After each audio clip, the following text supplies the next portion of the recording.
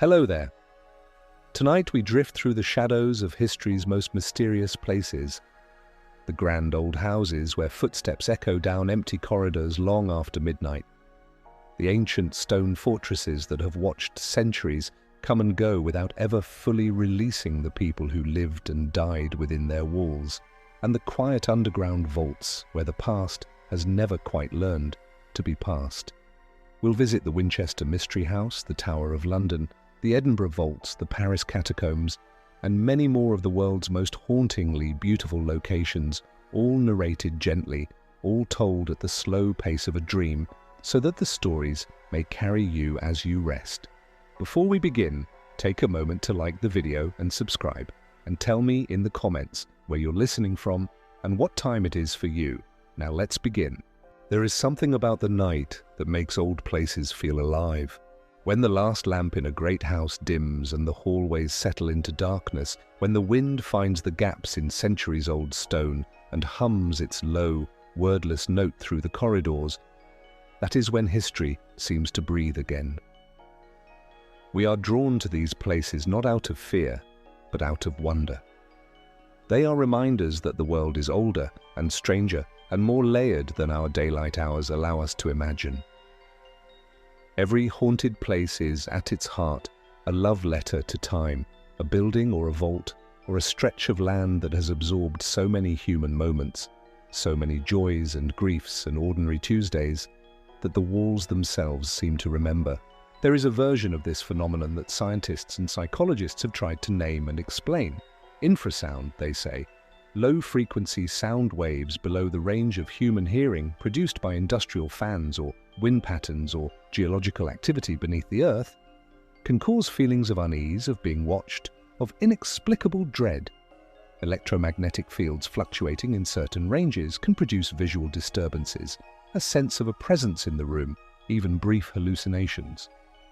Carbon monoxide leaking from old stoves and heating systems has, historically, explained entire households of people seeing the same thing. These are real explanations, and they account for some portion of what people have experienced in old buildings over the centuries. But they do not account for all of it. They do not account for the piano that plays when it is locked and no one is there to play it. They do not account for the temperature differential in a cell at Alcatraz that has no physical source. They do not account for the two guardsmen who independently watched a bayonet pass through a white figure at the Tower of London and filed identical reports to the court-martial that followed. The rational explanations are real, and they are partial. And what remains after they have done their work is still something. So tonight, let the stories come to you gently, the way a tide comes in. Slow and inevitable, and softly pulling at everything on the shore. We will walk through rooms that no longer have living occupants. We will descend into spaces carved from rock and filled with centuries of quiet. We will stand before walls that have witnessed kings and queens and ordinary people alike, all passing through, all leaving something of themselves behind. You don't need to be afraid. These are not stories designed to startle you. They are stories designed to remind you that the world is vast and ancient and endlessly, beautifully strange.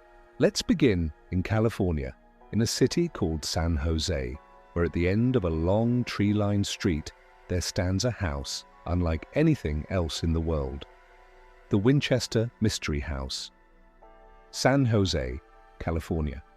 It begins with grief. Sarah Winchester was 42 years old when her husband William died of tuberculosis in March of 1881, leaving her one of the wealthiest women in the United States. William Winchester had been the treasurer of the Winchester Repeating Arms Company, the manufacturers of what had come to be called the gun that won the West, and his death transferred to Sarah a fortune so vast that for many years afterward she received approximately $1,000 a day in dividends from the company's profits.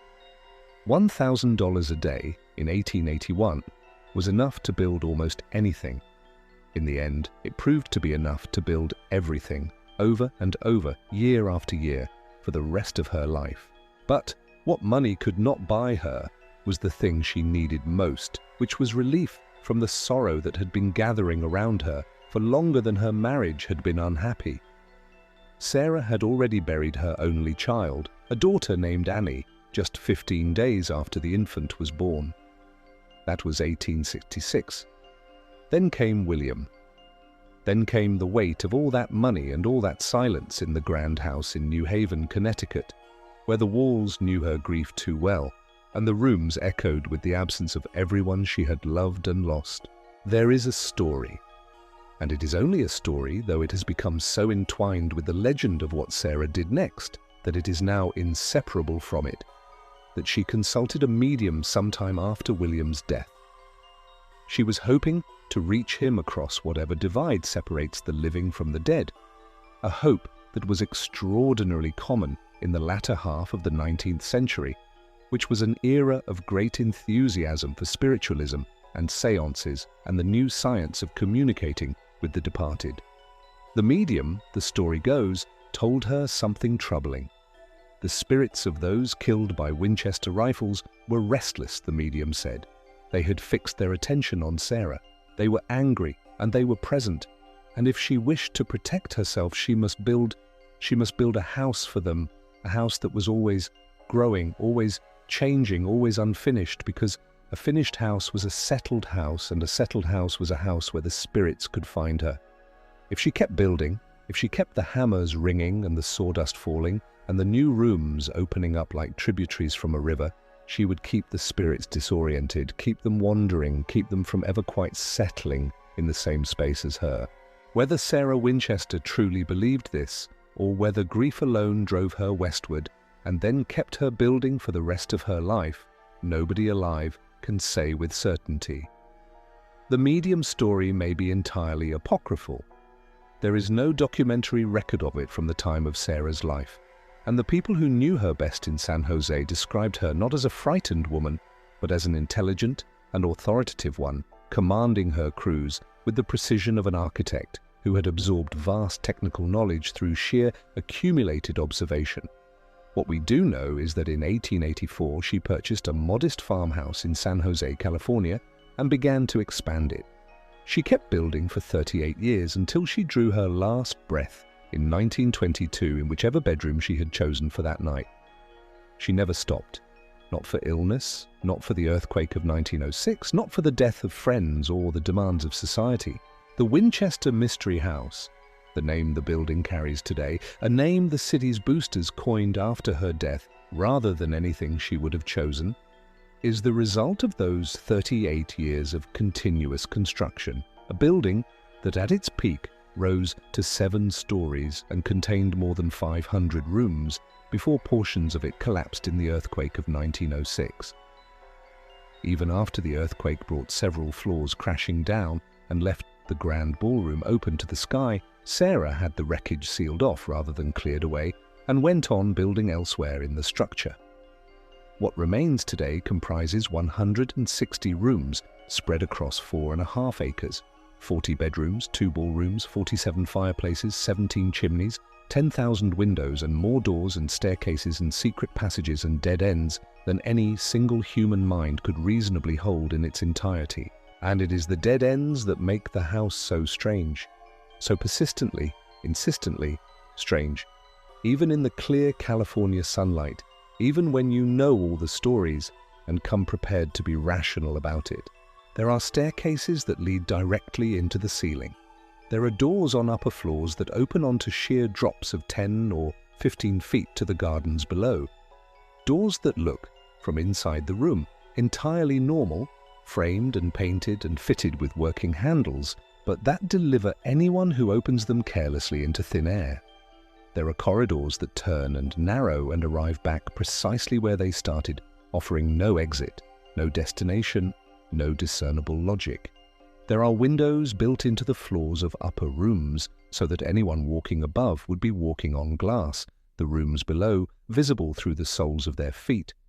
There is a chimney that rises faithfully through 4 full floors of the house and stops just short of the roof, going nowhere, exhausting nothing, serving no fireplace below.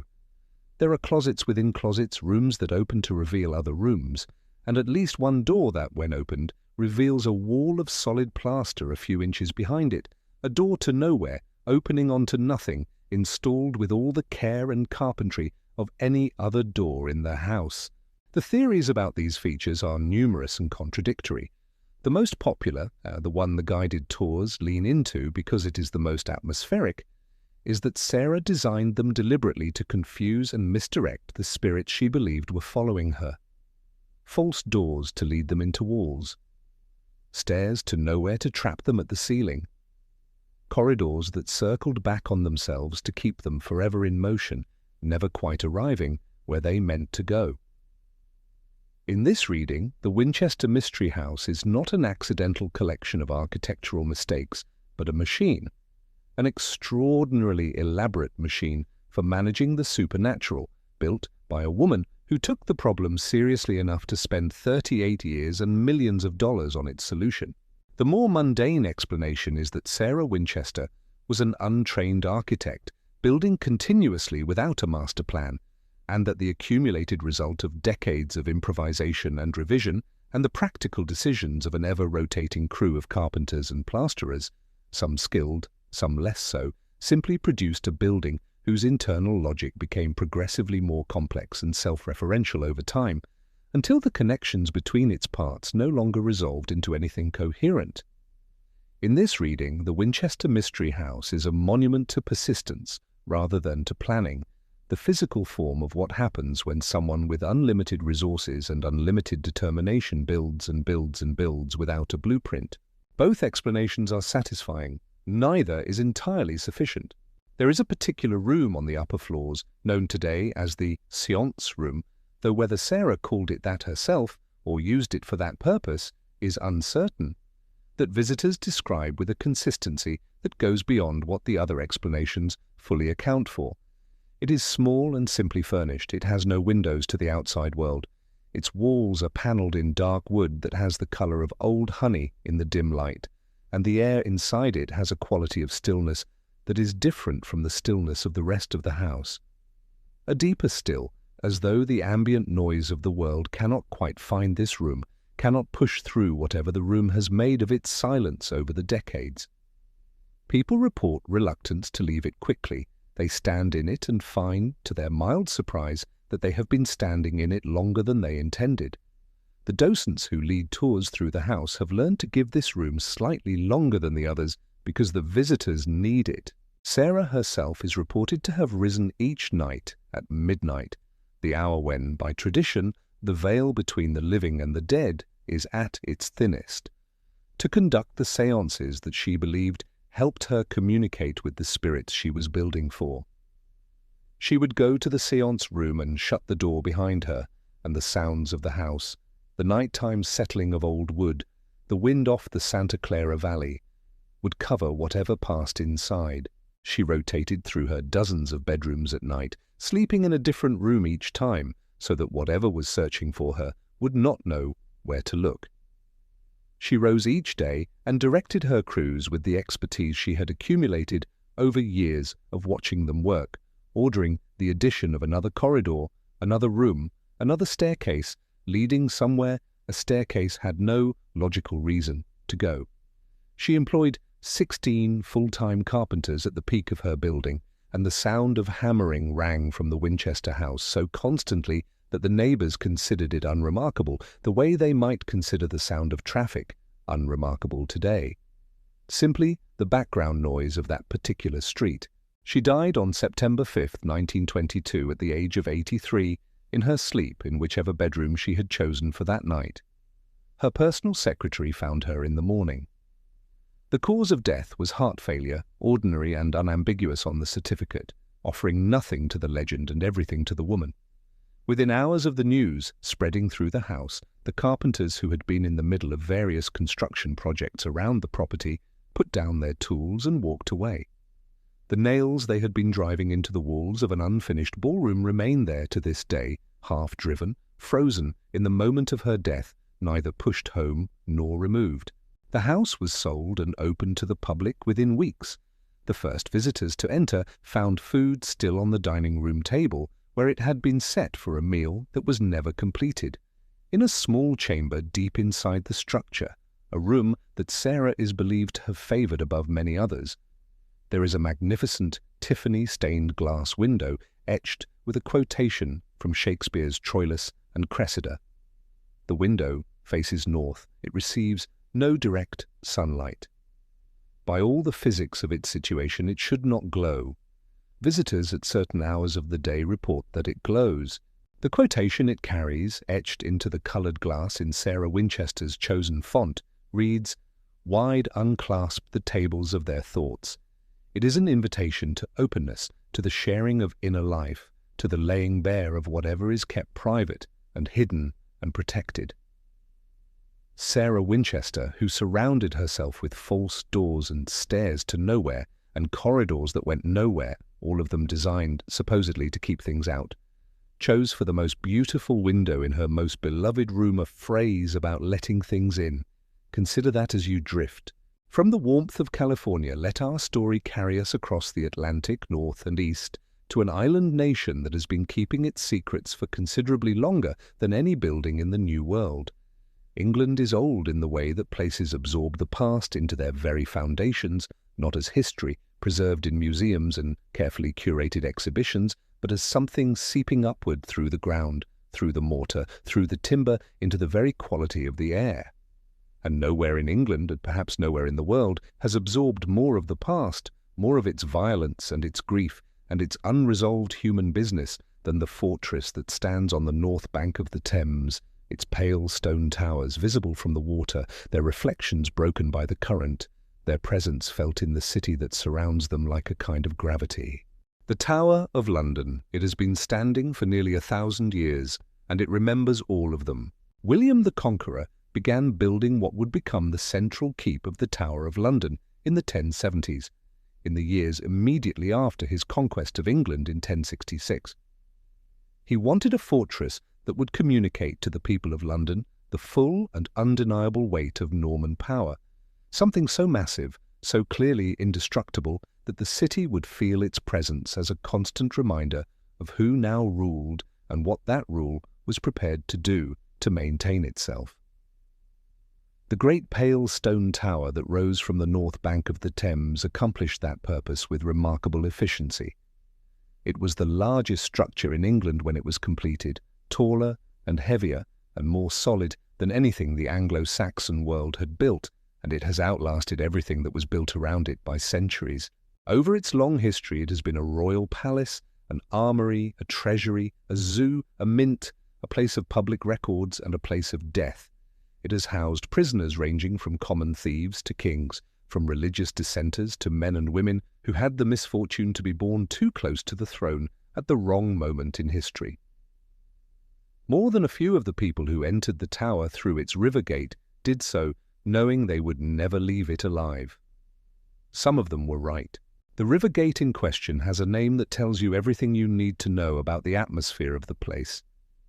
It is called Traitor's Gate, and it opens directly from the Thames, low and arched and dark, so that prisoners arriving by boat, as the most significant prisoners often did, escorted along the river to avoid crowds gathering in the streets, would have passed through it at water level, the dark current lapping at the stone steps, the gate swinging closed behind them, on the city sounds growing faint in the distance.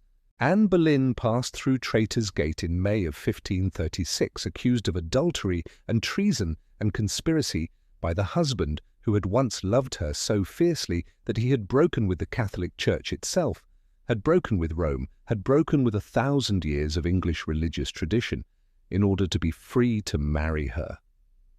She had been Queen of England for 3 years. She had given Henry VIII his second daughter, the child who would one day become Elizabeth I, one of the most celebrated monarchs in English history. But she had not given him a living son, and Henry had grown tired of her, and tired of the complications she represented, and so in May of 1536 Anne Boleyn came through Traitor's Gate and into the tower that had once housed her as a celebrated guest at court. She had actually stayed in the tower before her coronation, as was traditional, and 3 weeks later she walked to the scaffold on Tower Green and knelt and was gone. She was somewhere between 28 and 35 years old. Her birth year was never precisely recorded, a small administrative gap that history sometimes opens, leaving behind it an absence where a human life should be clearly documented. Anne Boleyn's ghost is the most frequently reported in the tower.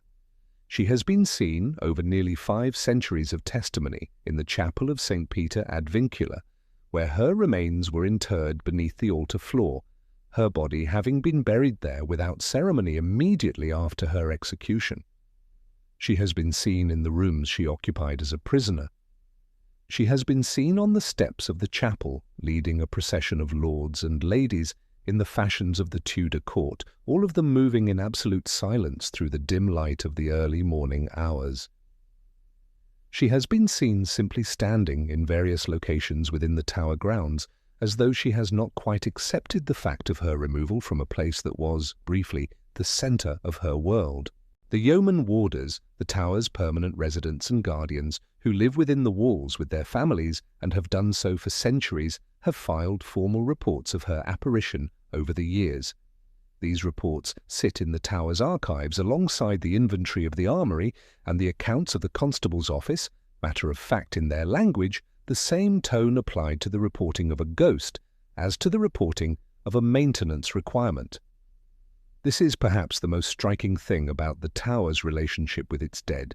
Not that people see them, but that seeing them has become, over centuries, a normal enough occurrence to be documented without particular drama.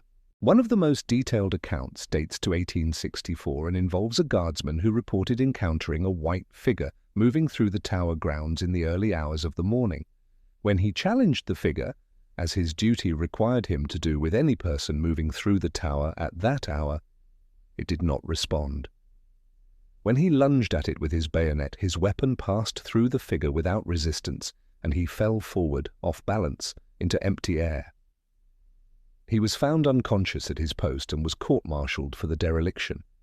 But 2 fellow guardsmen who had watched the entire encounter from a window above him testified on his behalf, confirming under oath that they had seen the white figure and watched the bayonet pass through it. He was acquitted. Lady Jane Grey is another presence in the tower, and hers is perhaps the most quietly sorrowful of all the apparitions that have been reported there over the centuries. Jane Grey was 16 years old when she was made Queen of England in July of 1553, not through any ambition of her own, but as a puppet of the Protestant faction at court, who were determined to prevent the Catholic Mary Tudor from inheriting the throne after the death of Edward VI. Jane reigned for 9 days. Mary's supporters gathered, and the support that Jane's backers had promised dissolved before it materialized, and in July of 1553 Jane was taken to the Tower and confined there, and in February of 1554 she was brought to Tower Green and executed. She was 17 years old. She had been a scholar, a girl who loved learning and languages and theology, and who had protested, by her own account, when the crown was placed on her head, telling the men around her that she did not want it. She has been seen, on the anniversary of her death, standing near the place of the scaffold that once occupied Tower Green, a slight, pale figure in white, looking not outward, but inward, at something only she can see. Then there are the 2 princes, Edward and Richard, the young sons of Edward IV, aged 12 and 9, who were confined to the Tower in 1483 by their uncle Richard III, and who were never seen in public again. Their skeletons were discovered beneath a staircase in the Tower in 1674 and reinterred in Westminster Abbey with royal ceremony. But the mystery of who ordered their deaths has never been resolved despite 4.5 centuries of investigation, historical analysis, legal argument, and intense debate. Richard III is the most obvious suspect and has been tried and convicted by popular consensus more times than any English monarch, but the evidence is circumstantial, and the case, formally assessed in a mock trial held in 1984 by a panel of distinguished lawyers, returned a verdict of not proven. The 2 children have been seen in the Bloody Tower, where they were last known to have been housed, standing close together in their white nightgowns, holding hands in the darkness. The accounts are notably consistent across very different witnesses across very different centuries. 2 small figures, close together, silent, simply present in the room with whoever has encountered them. There is nothing in the descriptions that sounds threatening, There is only, people say, a profound and aching sadness, a grief that seems to come from the walls of the room rather than from the figures themselves, as though the stone has absorbed the sorrow of what happened there and releases it slowly in the presence of those who are willing to be still long enough to feel it. The tower closes to the public each evening, and after the last tourist has passed through the gates, the chief yeoman warder conducts the ceremony of the keys, a ritual that has taken place every single night for more than 700 years, the formal locking of the tower's gates and the symbolic exchange of custody for the night between the armed escort and the resident garrison. It has not been missed once in 700 years. It was not missed during the Blitz. It was performed on the nights the German bombs fell closest to the tower walls, the escort marching through the smoke and the dark with the keys, the challenge and response exchanged in the prescribed words, the gates locked. When it is complete, the tower is quiet, and whatever else lives within its walls is alone with the night.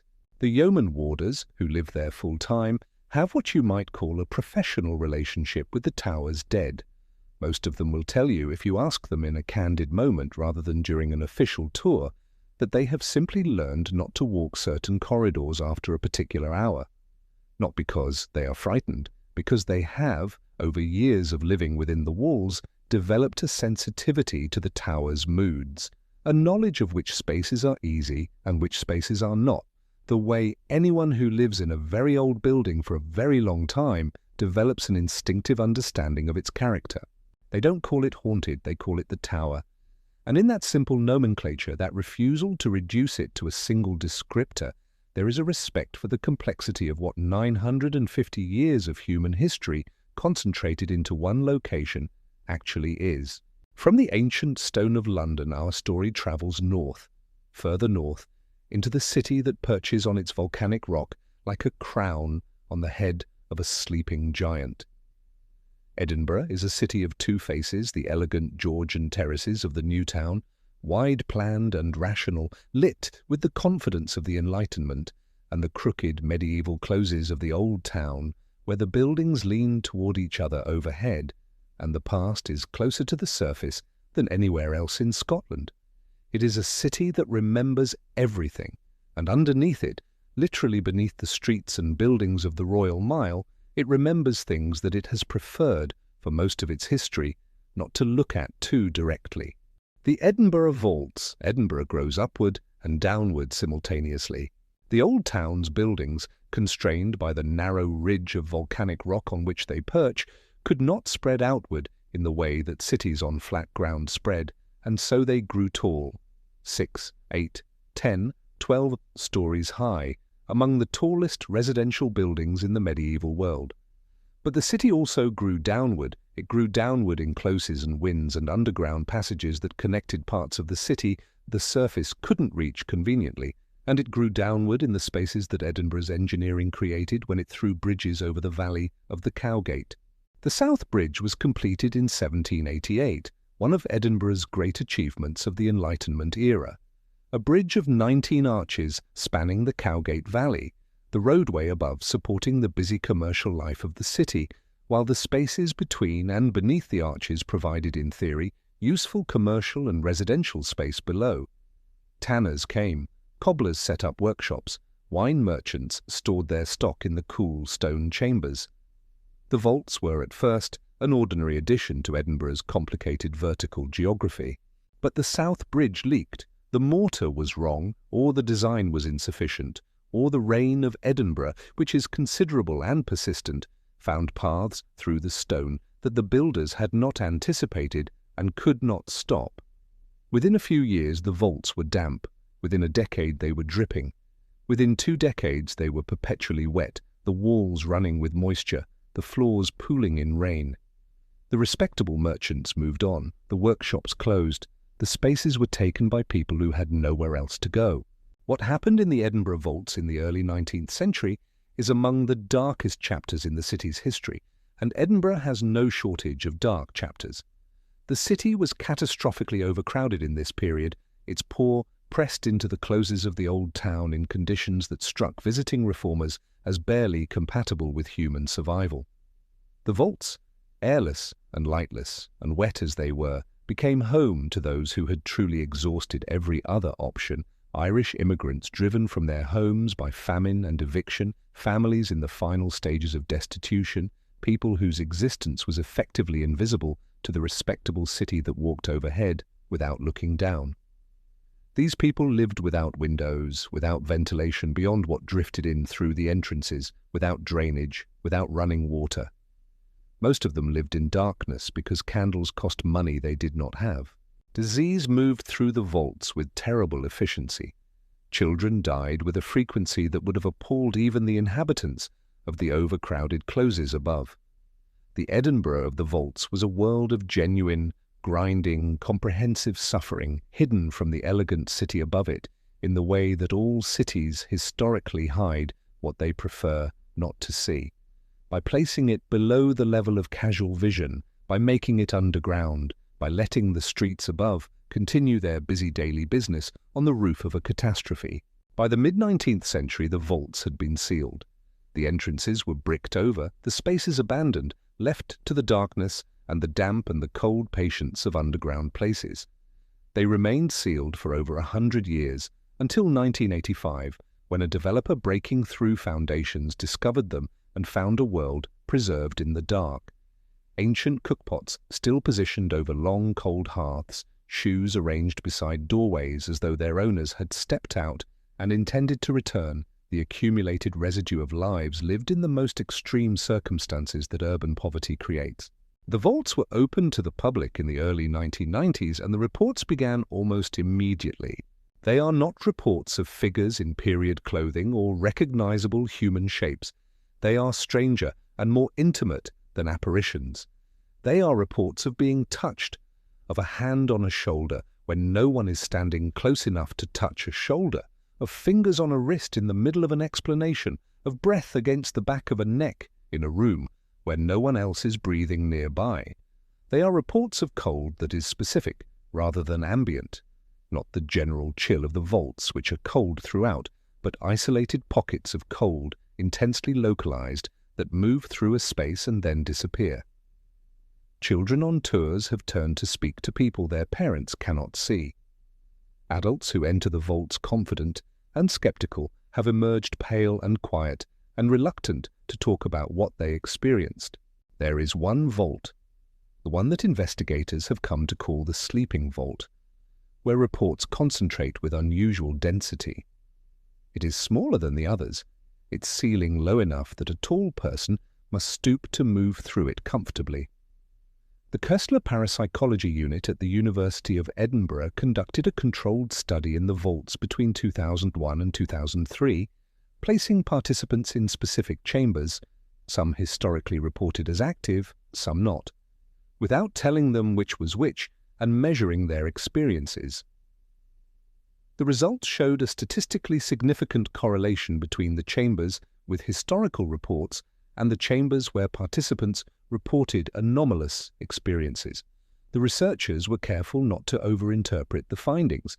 They noted that environmental factors such as temperature variation and electromagnetic fluctuation were present and could account for some portion of the effect.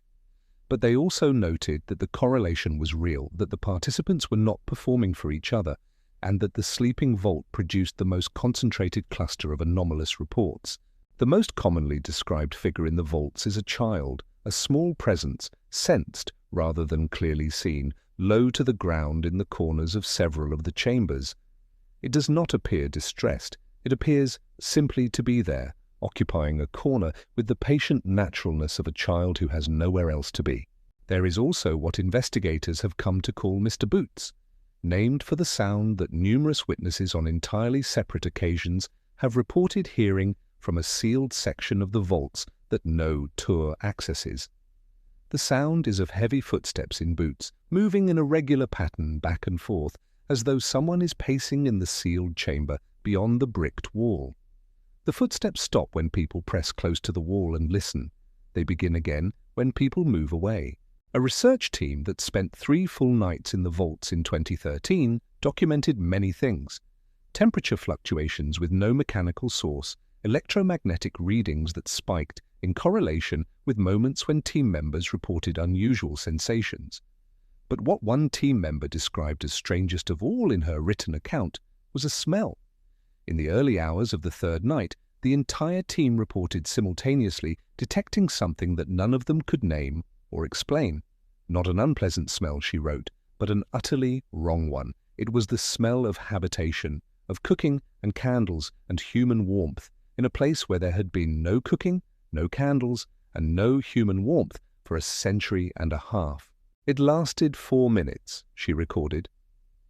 Then it was gone, and the vaults returned to stone and damp and the particular kind of quiet that underground places cultivate. The quiet of spaces that have been sealed for a long time, that have been very patient, that have been waiting to be listened to. The theme of underground spaces runs through the geography of haunted places with a frequency that invites attention. There is something about spaces below the surface of the world, below the reach of daylight, below the noise of the living, that seems to concentrate whatever it is we mean when we speak of a presence. Perhaps it is the acoustics of stone chambers, or the way darkness and cold affect human perception, or the simple fact that what lies underground has usually been there longer and has absorbed more. The next place we visit lies entirely underground, carved from the limestone beneath one of the world's most beautiful cities, and what it contains has been there for the better part of 5 centuries. The Paris Catacombs. Paris is built on top of itself. Beneath the streets of one of the world's most celebrated cities lies a network of tunnels and quarries stretching for nearly 300 kilometers, carved from the limestone that built the city above. The quarries beneath Paris supplied the material for Notre Dame Cathedral, the stone lifted from the earth below and transported upward to become the walls and towers and flying buttresses that draw millions of visitors every year. The stone for the Louvre came from below the Louvre. The stone for the bridges across the Seine came from below the banks of the Seine. The city of Paris built itself out of its own foundations, hollowing out the rock beneath it and erecting on the surface what the rock became. As the quarries were exhausted and abandoned, they left behind a labyrinthine underworld that gradually became its own hidden city, unmapped in its farthest reaches, unlit, home to the things that the city above preferred not to acknowledge directly. In 1786, Paris faced a crisis that was both a public health emergency and a civic embarrassment. The cemeteries, most importantly the Saints Innocents near Les Halles, which had been in use for approximately 900 years, were beyond capacity in a way that could no longer be managed or ignored. The soil of Saint-Innocent had absorbed so many generations of Parisian dead that it had risen several feet above the surrounding street level. The walls of the cemetery were collapsing inward from the pressure of what lay behind them. The basements of neighboring houses were becoming saturated with contaminated groundwater. Residents complained that their food spoiled prematurely, that their wine went bad in the cellars, that the smell in summer was something they could not describe to anyone who had not experienced it. The situation was, by every measure, untenable. The solution was to move the dead to the abandoned quarries below the city. Over the course of several years, beginning in 1786, the bones of Paris's cemeteries, eventually all of them, not only Saints Innocents, were systematically transferred to the limestone corridors underground. Workers descended through trapdoors in the streets at night because moving bones through the city in daylight was felt to be too disturbing for daily commercial life, and they carried the remains of millions of Parisians into the stone and arranged them there. The arrangement was conducted with a dignity that the circumstances might not have predicted. The quarry workers, who became the first administrators of what would come to be called the catacombs, organized the bones with a care that went well beyond the merely practical. They stacked the femurs and the tibiae in long walls, the bones fitting together with a neatness that required skill.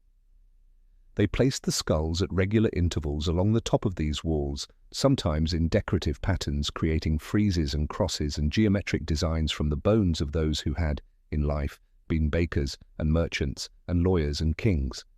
A sign was erected at the entrance to the ossuary section that reads, in French, Arrête, c'est ici l'empire de la mort. Stop, this is the empire of the dead.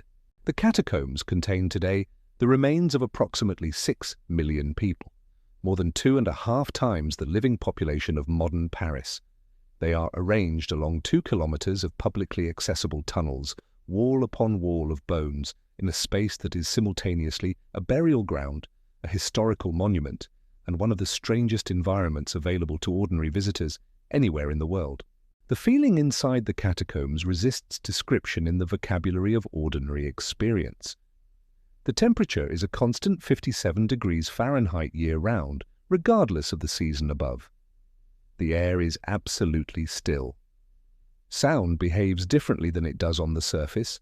Voices carry strangely, arriving from unexpected directions, and there are moments of silence so complete that visitors have reported being able to hear their own heartbeats. The lighting is minimal and comes from fixed points that create long shadows between the alcoves.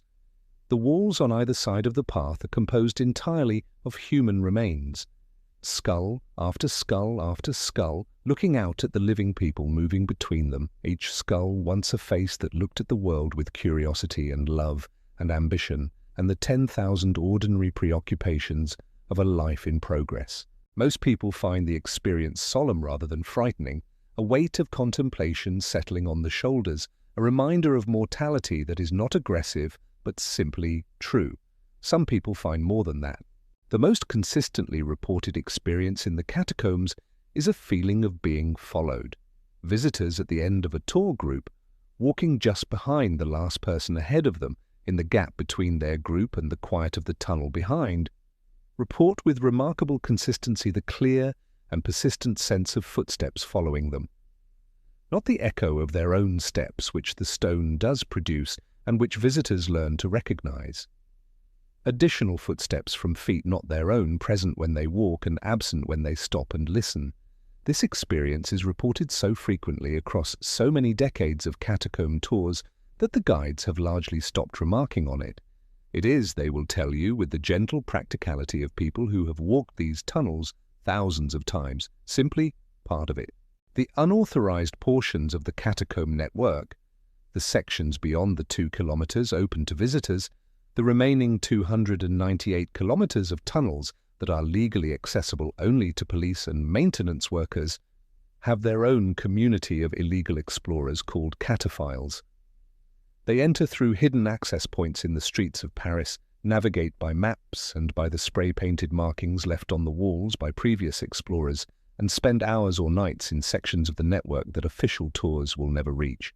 Great galleries lit only by their own headlamps, chambers bearing the artwork of quarry workers from the 18th century, spaces that feel genuinely untouched by the movement of time. Many cataphiles describe the experience with a matter-of-factness that is more convincing than drama would be. There are sections, they say, where walking becomes quieter without the walker intending it, where you simply begin to step more carefully, speak more softly, be more aware of your presence in a space that has prior claims. There are junctions where they find themselves choosing a passage without quite knowing why, operating on a knowledge of the tunnel that seems to be coming from somewhere other than the map in their hands. One cataphile, writing in an online community forum, described turning a corner in a deep section of the network and finding a small circular chamber she had not seen marked on any map. Bare stone, no bones, no graffiti, nothing unusual by any measurable standard. But something in the chamber arrested her. She stood in it for several minutes, unable to account for the arrest, and then something shifted. She could not name what shifted, only that something did, and she was able to walk again. She found her way back to the official tunnels and came up through an entrance near the Luxembourg Gardens into the night air of Paris and stood on the pavement for a while, simply breathing. She has not returned to that section, but she continues to go underground. The night deepens now, and our journey carries us further, west and then west again, across the Pacific to an island where the relationship between the living and the dead has always been understood in ways that Western thought has difficulty translating. Japan has never organized its conception of the spirit world into the binary of belief versus skepticism that characterizes the Western approach to these questions. In Japan, the dead are present, not always, not universally, not without conditions, but present in the way that weather is present, or seasons, or the turning of the year. They are part of the landscape, and certain landscapes hold more of them than others. Aokigahara Forest. At the northwestern base of Mount Fuji, spreading across 35 square kilometers of ancient lava, there is a forest that the Japanese call Jukai, the Sea of Trees. Seen from above, from the slopes of Fuji itself in the clear air of early morning, it does look precisely like a sea, a vast green canopy, moving slightly in the mountain wind, the individual trees indistinguishable from this height, the whole surface of the forest rolling gently toward the horizon with a uniformity that seems impossible for a natural space. Aokigahara grew on top of a lava field deposited by an eruption of Fuji in 864 CE. The lava lies immediately below the thin layer of soil in which the trees have rooted, which means that the forest floor is a complex and treacherous landscape of exposed volcanic rock and hidden cavities, places where the lava formed tunnels and chambers as it cooled, spaces that open unexpectedly beneath the mossy surface. The tree roots have had to find their way around these obstacles, growing sideways and downward in contorted paths to find purchase in the stone, and the result at ground level is a forest that looks, at first glance, merely dense, but reveals itself, on close inspection, to be profoundly strange. The roots form great knotted arches, the ground drops away suddenly into cavities that the moss conceals. The trees themselves grow in shapes that the available light and the difficult substrate have imposed on them. Twisting and leaning, reaching horizontally as often as vertically, the architecture of the forest as irregular and organic as anything in nature, and yet different from other forests in a way that is difficult to articulate. The light inside Aokigahara, even at midday in summer, has a quality that visitors remark on consistently. It is green and diffused and seems to arrive from no single direction, filtered through canopy upon canopy of overlapping branches until it has lost its source and becomes simply a quality of the air rather than a light with an origin. You can navigate by it, but it tells you nothing about the position of the sun.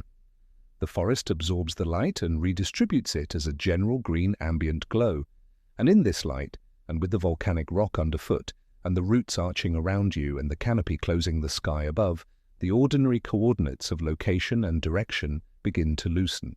Compasses are unreliable in Aokigahara.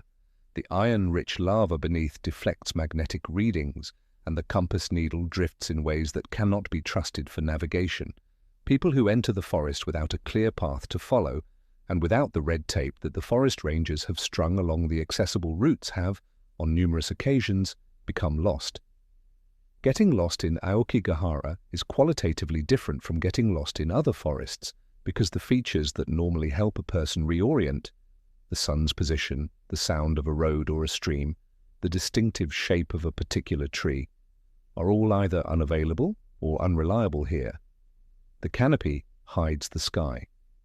The volcanic rock absorbs sound in unusual ways, and the trees in the filtered green light look the same from every direction.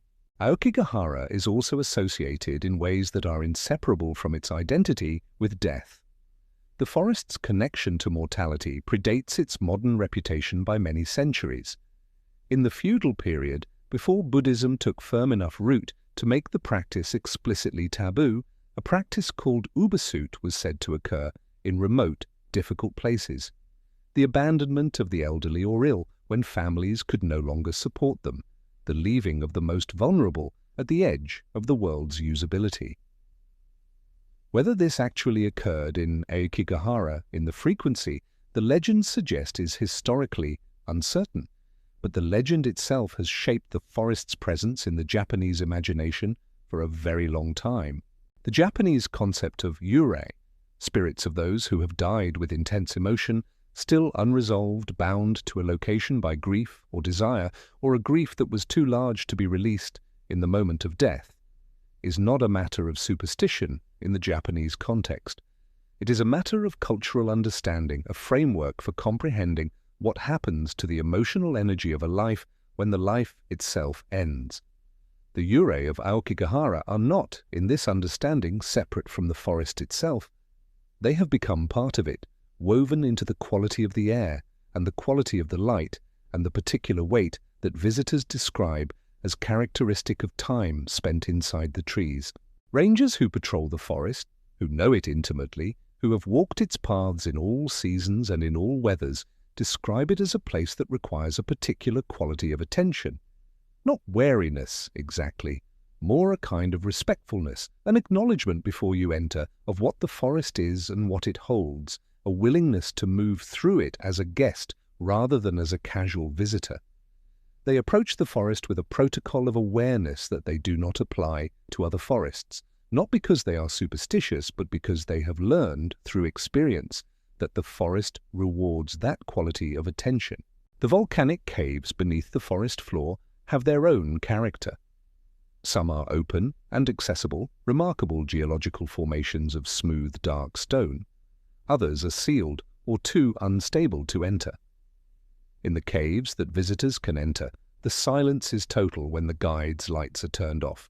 A complete, absolute silence, the kind that city people rarely encounter, and that has a physical quality, a pressure against the ears, a fullness in the absence of sound. The dark is correspondingly complete. And in this silence and this dark, in the cold air of the volcanic stone, visitors consistently report a quality of being attended to, not observed, not watched, but attended to, the way a room attends to the people who enter it when the room has been long inhabited and carries the impressions of everyone who has occupied it. The visitor center at the forest's edge carries a sign that every visitor reads on the way in. A gentle message, earnest and specific, speaking to anyone who might have come to the forest not to visit, but to end things, asking them to consider that pain changes, that help is available, that life holds possibilities that distress makes invisible. The rangers take this part of their work seriously and carry it gently, the way people carry things that are both important and heavy. They speak of the forest with a respect that is not performance. The respect of people who have spent years in a place that has absorbed a great deal of human sorrow and that carries it actively in the quality of the air and the quality of the silence, as a landscape carries the geological record of everything that has ever happened on its surface. From the forests of Japan, our journey turns toward the cold water of San Francisco Bay, and the low rocky island that sits in it, its white buildings catching the light of the city it faced across 2 miles of dark water for 29 years of American history. Alcatraz Island. Alcatraz was a federal penitentiary from 1934 to 1963. In those 29 years, it housed some of the most dangerous and highest-profile criminals in the United States. Al Capone was there, and George Machine Gun Kelly, and Robert Stroud, the Birdman of Alcatraz, who spent 17 years on the island and who spent most of those years studying birds through the narrow window of his cell and publishing, against considerable institutional opposition, 2 respected books on canary diseases. The men who lived at Alcatraz were not, as a rule, men who had run out of other options.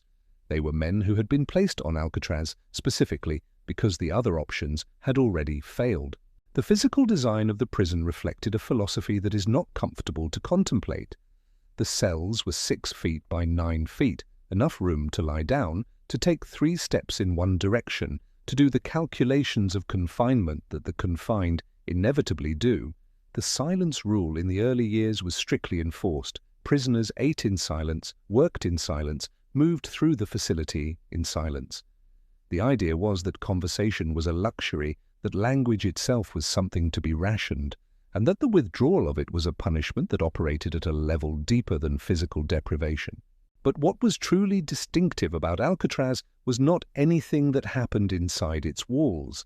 It was what happened outside them. The lights of San Francisco, visible from almost every part of the island, were always there.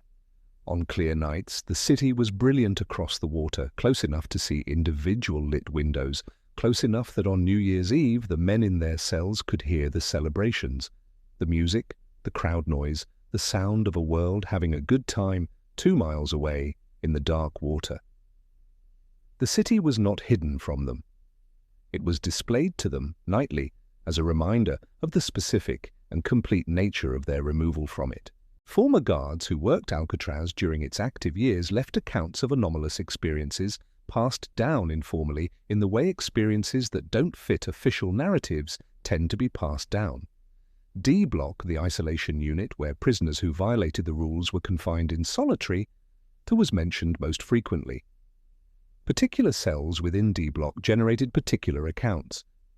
Cell 14D at the end of the block is the one that visitors to the island today report with the most consistency. They are not told anything about it before they enter. They enter it as part of the general tour, one cell among many, and what they report is cold, not the ambient cold of the island, which is everywhere and chronic. A specific, local cold concentrated in that cell that their bodies register as different from the cold in the adjacent cells. And beyond the cold, an urgency, a feeling of wanting to leave immediately, of the space itself pressing them toward the door, a physical sense of wrongness that departs the moment they step back into the corridor and does not follow them out. Rangers who staff the island, some of whom live there, in the old residential buildings that once housed the prison's civilian staff and their families, speak of their work with a calm professionalism that suggests they have accommodated whatever the island offers as a simple fact of their posting. They do not dramatize it. They mention, in passing, that certain areas of the buildings are places they avoid at night, not from fear, but from a long-established habit of deference to the island's own preferences about where the living are welcome after dark. The utility corridor beneath the main cell block, a narrow passage of pipes and conduits that maintenance workers once used to access the building's systems, is one of these areas. It is dark, cramped, and functionally invisible to the tours above. Workers who have had reason to enter it in recent years describe a consistent experience in the absolute darkness of the corridor, the sensation of hands. Not aggressive hands, not hands that grab or restrain.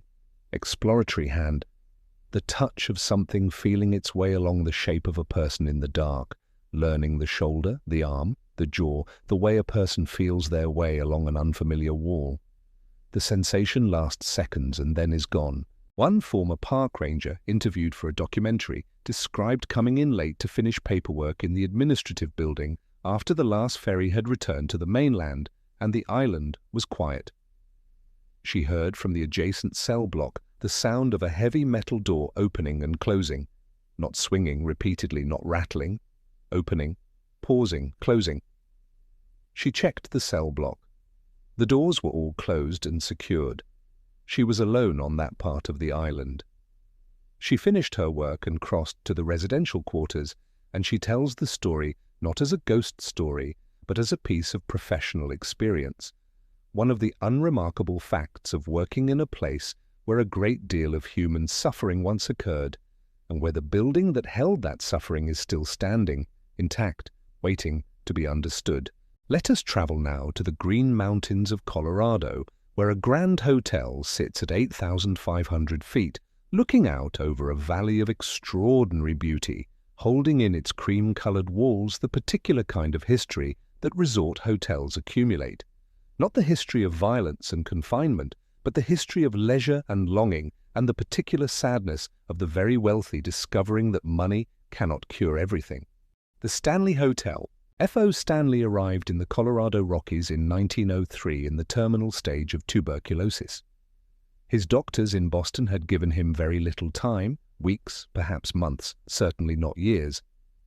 He went to the mountains because the altitude and the dry air of the high country were considered in the medical thinking of the era to offer some possibility of relief for lung disease.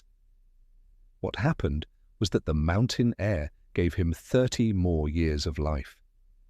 He was so grateful and so enchanted by the landscape in which he had unexpectedly recovered, the great open meadows below the jagged front range, the clarity of the light at altitude, the extraordinary silence of a place that had not yet been discovered by the world, that he decided to build a hotel. Not a small hotel, a grand hotel, the grandest hotel in the Rocky Mountains. A statement in cream-colored stucco and Georgian Revival architecture, perched at 8,500 feet, looking out over Estes Park and the mountains beyond, with the easy confidence of a building that knows it belongs precisely where it stands. The Stanley Hotel opened in 1909, complete with its own electrical plant, its own garage for the Stanley steamer automobiles that F.O. Stanley's company manufactured, its own orchestra for evening entertainments, its own staff of experienced professionals drawn from the finest hotels of the East Coast. It was magnificent, and it was successful, and it was the capstone achievement of a man who had already invented the dry plate photographic process and co-invented the steam-powered automobile. F.O. Stanley was not a person who did things halfway. He was also, by all accounts, deeply happy there. He played billiards every evening in the room on the lower level that he had designed for the purpose. He took his meals in the dining room with an attention to the food and the conversation that his contemporaries found exemplary. He walked the grounds in the mornings. He watched the seasons change with the pleasure of a man who had come close enough to death to understand the specific value of a morning when you are not dead. He died in 1940 at the age of 91, 40 years beyond the estimate his Boston doctors had given him on his departure for the mountains. His wife Flora, who had accompanied him in 1903 and who had shared the long, improbable life that the mountains gave them, was a pianist of considerable accomplishment, and the sound of her playing in the ballroom was one of the constants of the hotel's social life for decades. The ghost most frequently reported at the Stanley is F.O. Stanley himself, or rather, a figure matching his known appearance that has been seen in the billiard room on the lower level, the room he loved in life, apparently occupied with nothing in particular, the comfortable presence of a man in his favorite room on an ordinary evening. He is not frightening to those who encounter him. He appears to be exactly as he was described in life, pleasant, dignified, unhurried. People encounter him and realize a moment later what they have seen, and in that moment they report feeling not fear, but a strange calm, as though the presence of F.O. Stanley in his billiard room is a fundamentally reassuring thing, evidence that someone loved this place enough to stay in it. The fourth floor, the former servants' quarters, has a different quality. Staff who work late in the hotel and must access the fourth floor describe it as the part of the building where the past presses closest to the surface. The sounds from the fourth floor in the late hours tend toward the domestic and the intimate. Children laughing in a room that contains no children, music from an instrument that no one in the hotel can identify, the sounds of people having a good time in a space that is, by every available measure, empty. The fourth floor sounds occupied, not threateningly, not in a way that makes the hair stand on end or the pulse quicken, in a way that makes the person walking its corridor feel briefly and unmistakably like an intruder in someone else's party. Room 217, which Stephen King occupied in the autumn of 1974 and which seeded his novel The Shining, is the most requested room in the hotel. Guests who book it and who have never read the novel or seen the Kubrick film report a consistent experience. Their luggage unpacks itself. Clothing left folded in suitcases is found in the morning, neatly arranged in the wardrobe. Personal items placed on the bedside table are found on the dresser. The room does not do anything alarming. It simply tidies up with a care and thoroughness that is more impressive than threatening. And then there is the ballroom piano, the instrument over which Flora Stanley presided for decades of hotel evenings. It is locked each night before the last staff member leaves the building. The key is kept in the front office. In the small hours of the morning, after the hotel has quieted and the guests are in their rooms and the last light in the lobby has dimmed to the low glow of the overnight setting, staff have heard piano music from the ballroom. Not a concert, not a performance.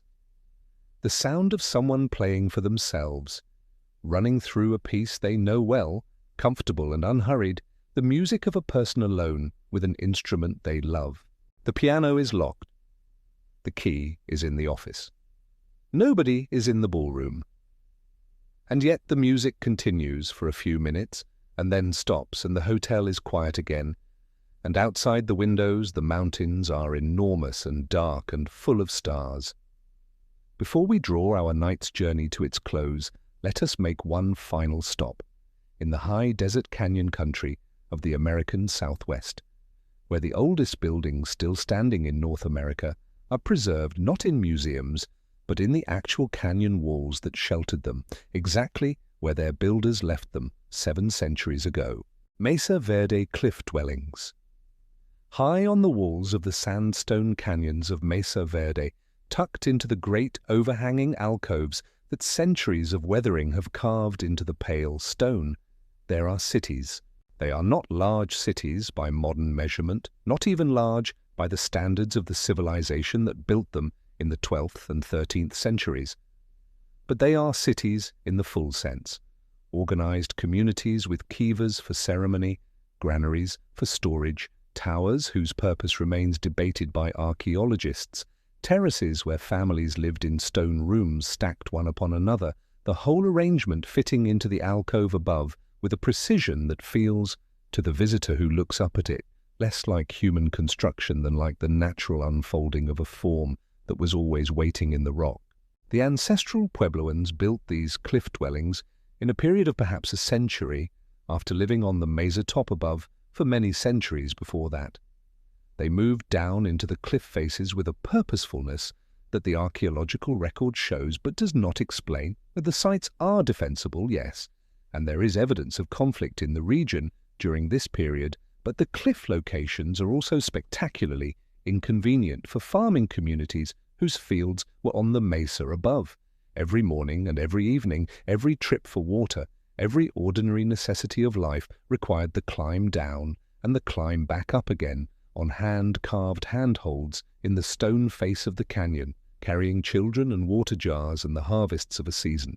And then, in approximately 1300 CE, they left. The archaeologists' term for what happened is abandonment, and it is apt.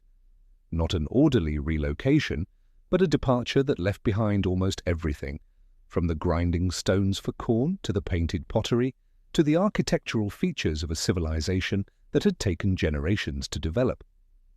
They walked away from all of it and moved south, and their descendants built new communities in what is now New Mexico and Arizona, and those communities survive and flourish today. The why of the departure has never been satisfactorily answered by archaeology alone. Tree ring data confirms a severe drought beginning around 1276, and drought was certainly a contributing factor. But the Hopi people, who are among the descendants of those who left Mesa Verde, carry their own understanding that the places had become spiritually untenable, that the accumulated weight of the community's history in those specific locations had made continuing there harmful rather than sustaining. The leaving was not only a practical response to environmental conditions, but a spiritual act, a recognition that the relationship between the people and the place had run its proper course, and that remaining would be a kind of willful blindness to what the place was communicating. The cliff dwellings of Mesa Verde are administered today by the National Park Service and visited by hundreds of thousands of people annually. The major dwellings can be toured with rangers who provide the archaeological context with skill and care. What the rangers provide in the official tour and what some of them will add to privately if the conversation opens naturally are two slightly different things. Cliff Palace, the largest cliff dwelling in North America with over 150 rooms and 23 kivas, has a quality that visitors describe with an unusual consistency of language. The word they tend to use is inhabited, not inhabited in the sense of being currently occupied. The rangers are clear about the 7-century gap between the ancestral Puebloans' departure and today's tourism, inhabited in the sense that the dwelling feels as though it has not fully accepted the departure, as though the stones themselves remember so completely what they were used for that the use still feels present in them. The kivas, the circular, partially underground ceremonial chambers that were the spiritual centers of each community, have this quality most intensely. The kiva at Cliff Palace that visitors can descend into and stand inside, in the circular space where ceremony was conducted for over a century, has an atmosphere that is qualitatively different from the rooms above. It is the atmosphere of a purposeful space, a space that was made for something specific, and that retains the impression of that specificity the way a workshop retains the impression of the work done in it. It is quiet in the kiva, with a quality of intentional quiet rather than accidental quiet. The circular walls focus whatever is in the center of the space, acoustic and otherwise. Standing in the center of the kiva, beneath the open square of sky above, with the 700-year-old plaster walls around you, there is a feeling, not threatening, not dramatic, of having entered a space that belongs to something other than ordinary casual experience. Several rangers who work the dawn and dusk shifts, when the canyon is empty of tourists and the light is doing the extraordinary things that light does in canyon country at the edges of the day, have described a warmth in certain rooms of the cliff dwellings that has no physical explanation. The sandstone of the alcove retains the cold of the desert night until well past sunrise. The rooms themselves are open to the air, their temperature governed by whatever the canyon provides, and yet, at certain hours, in certain rooms, rangers have stood inside walls that should be cold and found them warm, not dramatically warm, not uncomfortably warm, but warm in the way a room is warm when people have been living in it, when the accumulated heat of human presence has been absorbed into the walls and is being slowly released. The ancestral Puebloans understood their buildings as living things, as relationships between the people and the stone, relationships that required attention and care, and that, in return, provided not just shelter, but something more. The paintings on the kiva walls, the careful orientation of the doorways, the meticulous placement of the ventilation shafts, all of these things speak of a community that took the spiritual character of its buildings seriously and designed those buildings with as much attention to the invisible as to the visible. What they built to last, and what they built into it, they perhaps also built to last. The Myrtles Plantation. There is a house in Louisiana that does not announce itself dramatically.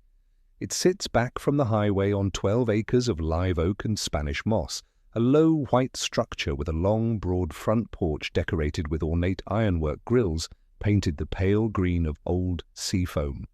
The Myrtles Plantation was built in 1796, and it has been continuously occupied since then.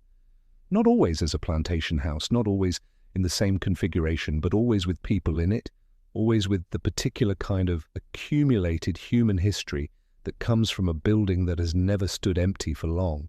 It is considered by a range of investigators and researchers and journalists who have visited it over the decades to be among the most comprehensively haunted houses in America. Not the most dramatically haunted, necessarily. It does not produce extraordinary theatrical events. It produces, instead, a relentless series of small experiences that accumulate over the course of a stay into something that is difficult to dismiss. The history of the Myrtles is the history of the American South in its most difficult period, a history of slavery and violence and the complex, devastating human relationships that plantation life created. At least 10 people are known to have died in the house itself during its 220 years of occupancy. The land on which it was built was sacred ground to the Tunica people, who occupied the region for centuries before European settlement, and who had their own understanding of the spiritual significance of this particular stretch of ground. The most famous story attached to the Myrtles involves a woman named Chloe, an enslaved woman who, according to the legend that has been attached to the house since at least the mid-20th century, was a domestic servant who baked a cake laced with oleander and accidentally killed members of the family she served. The historical evidence for this particular story is thin. Chloe may not have existed as described, and the story has the quality of a legend that has been told so many times and in so many versions that its original shape, if it had one, has been smoothed away. But the figure that is most frequently reported in the house, a tall woman in a green turban, seen in the mirrors of the main parlor, glimpsed at the edges of doorways, reported by guests who are staying in the house for the first time and who have not been told the story. This figure has been described consistently enough, across enough separate witnesses, that she has become the defining presence of the Myrtles in the way that Anne Boleyn is the defining presence of the Tower. The mirrors of the Myrtles are a subject in themselves. There are several very old mirrors in the house, and the tradition of the house is that mirrors, when not properly covered, after a death in the household, as Southern tradition once required, retains something of the dead. The mirrors at the Myrtles have been photographed extensively, and the photographs have produced over the years enough anomalous images, shapes that appear in the reflections and do not match anything in the room, cloudy forms that seem to be inside the glass rather than reflected on its surface, that researchers have given them their own category of documentation. There is a staircase at the Myrtles that has a particular step, the 17th step from the bottom, that the staff will tell you should not be stepped on, not out of structural concern, out of deference to a presence they have come to understand is associated with that step, a presence that makes itself known to those who step on it carelessly by a sudden drop in temperature and the distinct sensation of a hand on the shoulder pressing down, arresting the forward movement of the person climbing.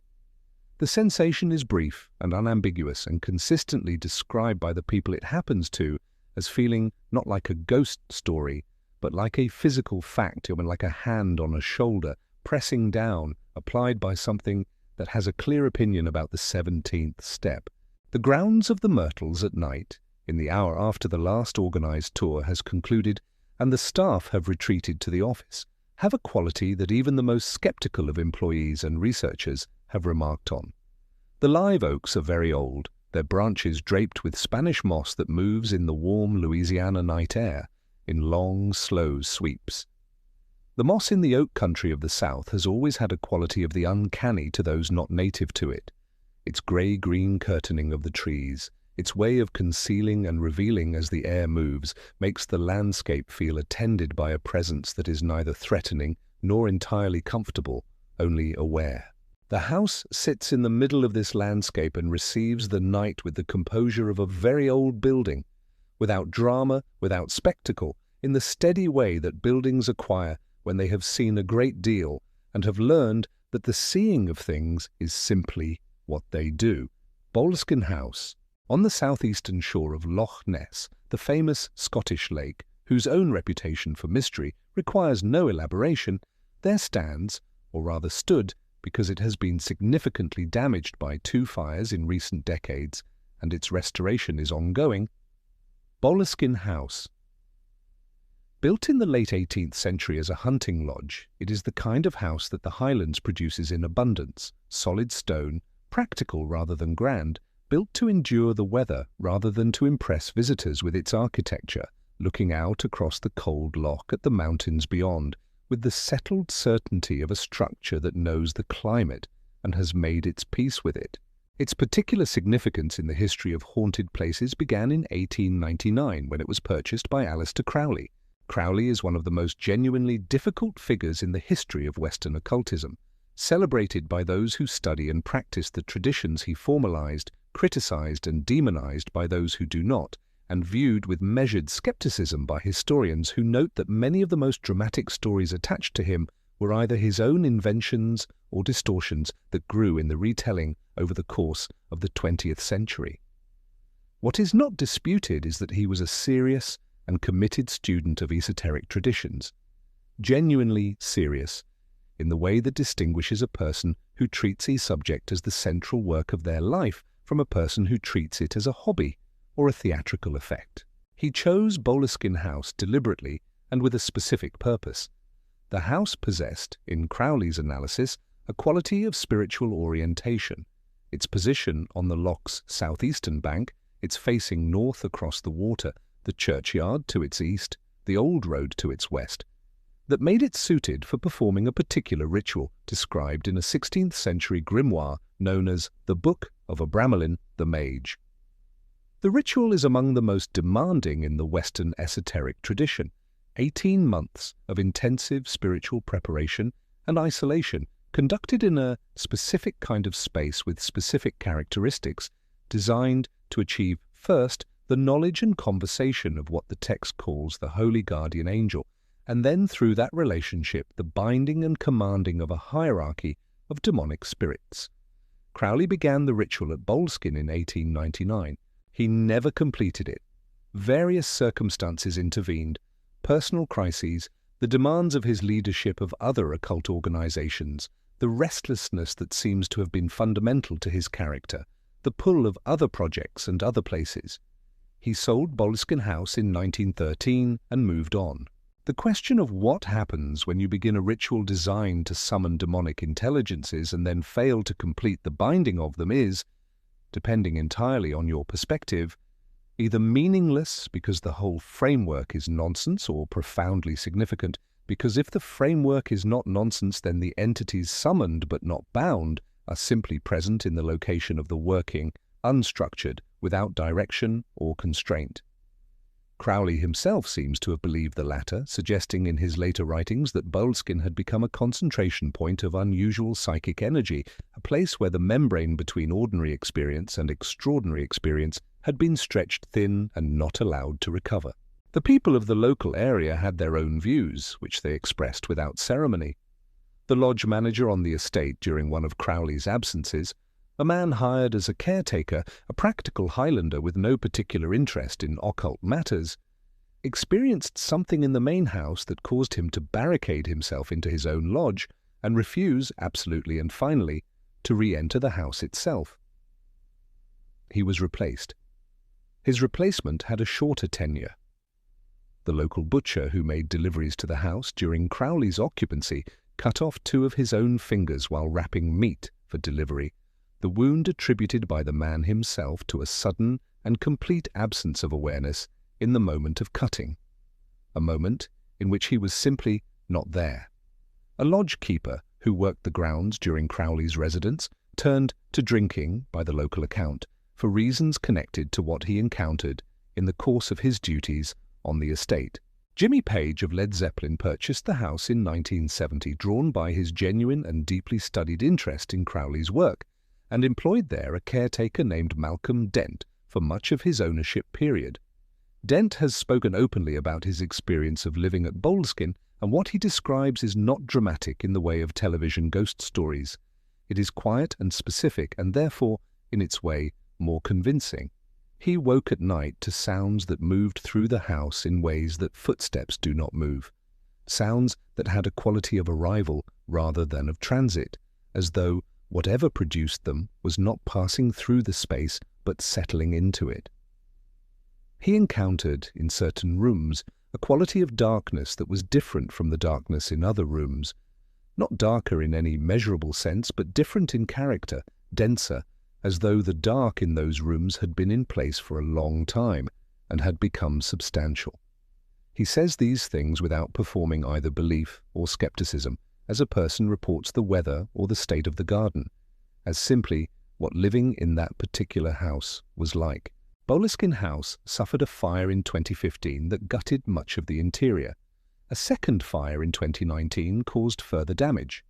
The current owners purchased it with the intention of restoring it and have done considerable work, but the restoration has faced the practical complication that contractors who agree to work there during the day are reluctant to remain on the grounds after dark. The owners have mentioned this publicly, without dramatizing it, as one of the unexpected practical difficulties of the project.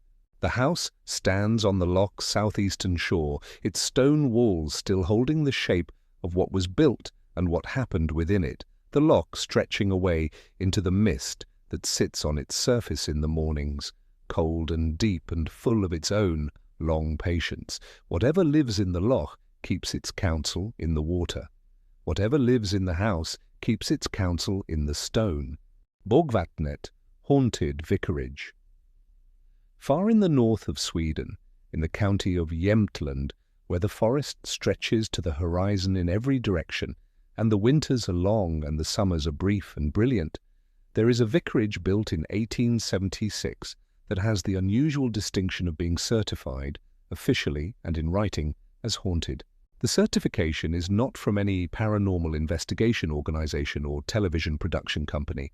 It is a simple document provided by the property itself, a letter signed by the staff attesting that the person who has received it spent the night at Borgvattnet Vicarage and managed to stay until morning.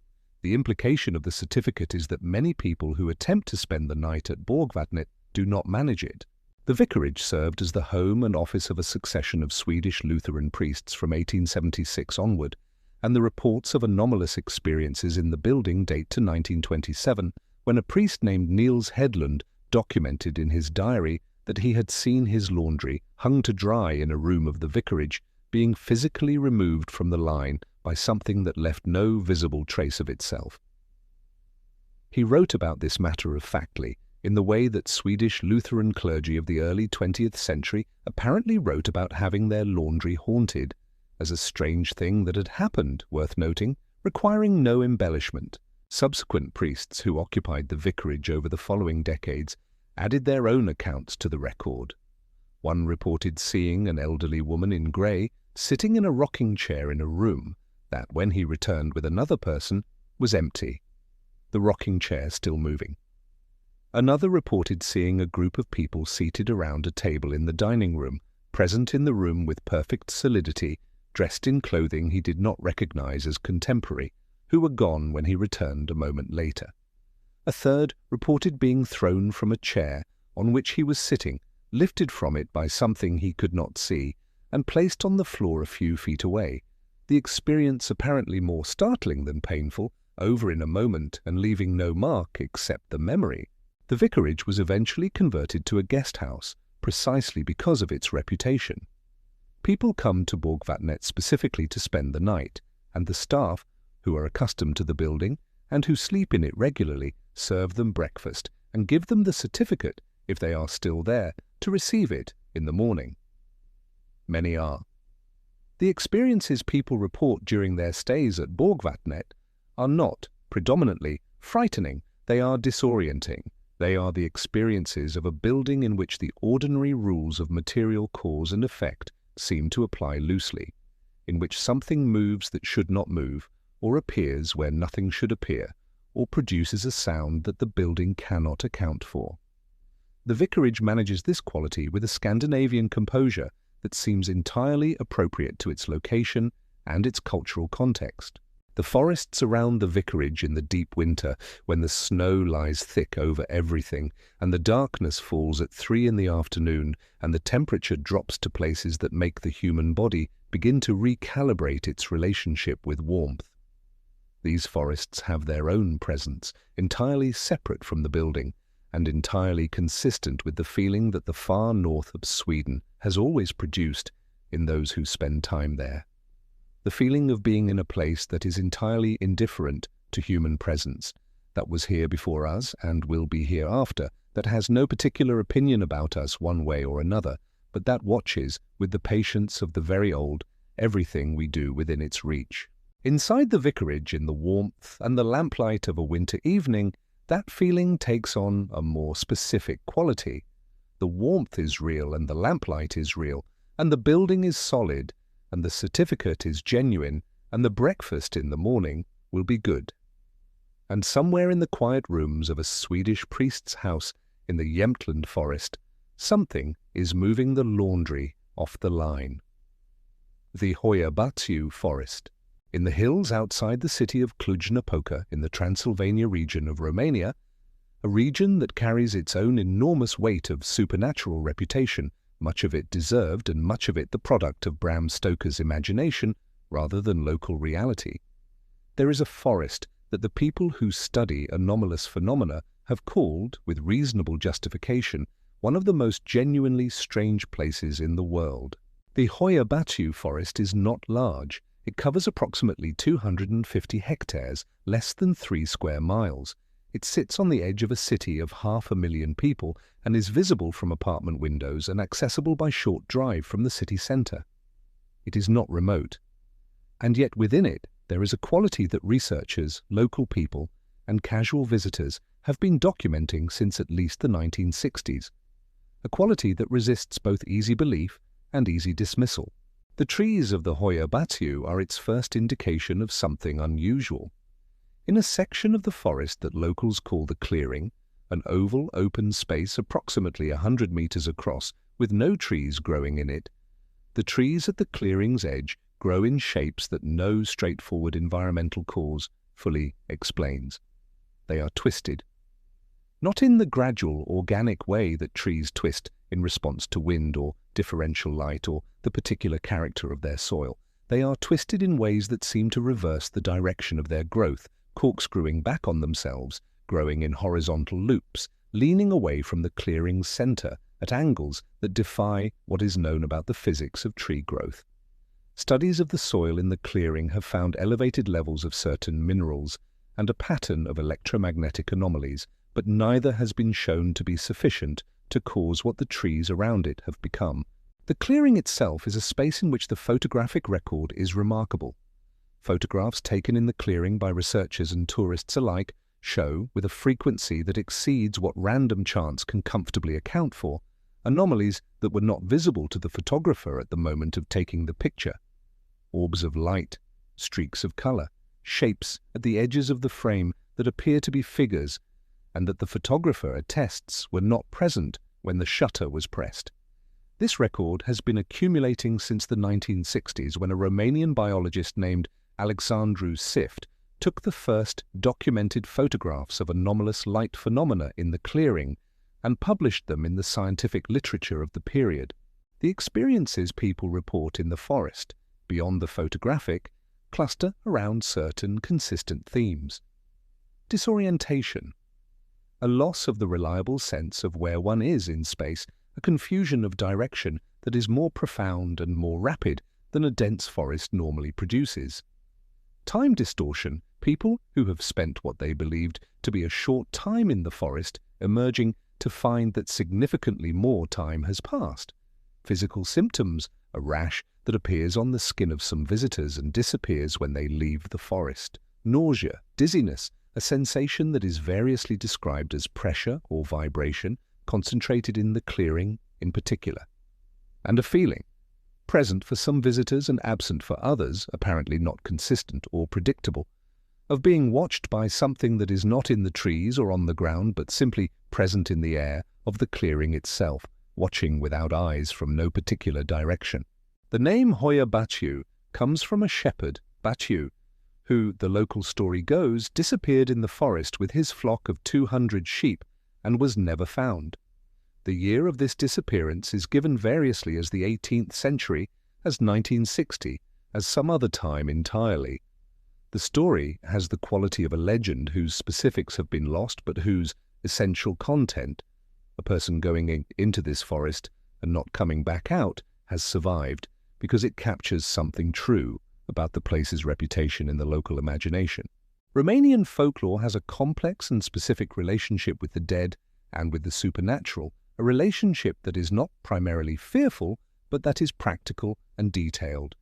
A set of protocols for engaging with the invisible world that has been maintained across generations because it was found to be useful. The people of Cluj-Napoca who live in the shadow of Hoia Baciu and who do not venture into it after dark are not, by and large, people who would describe themselves as superstitious. They are people who have grown up in the proximity of a particular piece of ground and who have, through family memory and personal experience and the accumulated testimony of a community, developed an understanding of that ground's character that they have no reason to argue with. The forest receives the evening with the composure of a place that has been doing this for a long time. The light fails in the Transylvanian hills with a warmth that the latitude does not fully explain, the sky cycling through colors that seem too slow for sunset and too deliberate for mere atmospheric chemistry. In the clearing, the grass is green and ordinary, the soil unremarkable to the touch.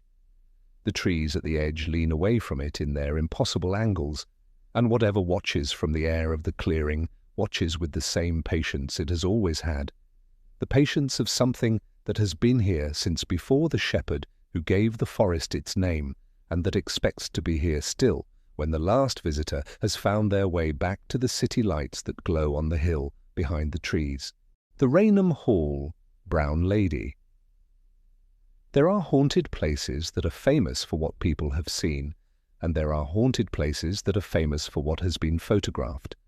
Rainham Hall belongs to the second and rarer category, a Georgian country house in the county of Norfolk that produced, in September of 1936, what remains to this day the most widely studied and most stubbornly unrefuted photograph of an apparent apparition ever taken. Rainham Hall was built in the 1620s and has been the seat of the Townshend family ever since, a continuity of occupation rare even by the standards of English country houses, which tend toward continuity as a matter of cultural practice. The brown lady who haunts it is believed by those who have studied the house's history to be Dorothy Walpole, the younger sister of Britain's first Prime Minister, Robert Walpole, and the second wife of Charles Townshend, the second Viscount Townshend. Dorothy Walpole's life was not a happy one. She had been in love with Charles Townshend before his first marriage to another woman, and when his first wife died and he finally married Dorothy in 1713, whatever relationship they had hoped for had already been corroded by the years of waiting. The marriage was difficult. Dorothy died in 1726 at the age of 40, the official cause given as smallpox, though family accounts suggest she may have been confined to the hall against her will in her final years and died under circumstances that were never made fully clear. She was buried without the particular dignity due to her station, and her portrait, a painting that hung in the house for many years, showing her in a brown dress, her eyes having an unusual quality of absence in the painted face, as though the painter had tried to capture something and found it wouldn't stay still, was for a long time the most concrete reminder of her presence in the hall. The apparition people began reporting in the 19th century, a woman in brown moving through the corridors and staircases of Rainham with a deliberate slowness, her features clear enough for witnesses to compare them afterward to the portrait on the wall, was cited by enough separate and credible people over enough decades that the Townshend family stopped denying it and began, with the characteristic English composure of people dealing with an awkward but essentially manageable situation, to treat it as a feature of the house rather than a problem with it. King George IV saw her, or claimed to see her, during a stay at Rainham, a woman standing at the foot of his bed in the night, her face pale and her expression one of profound and focused unhappiness, standing without moving until he rose and called for lights, and she was gone.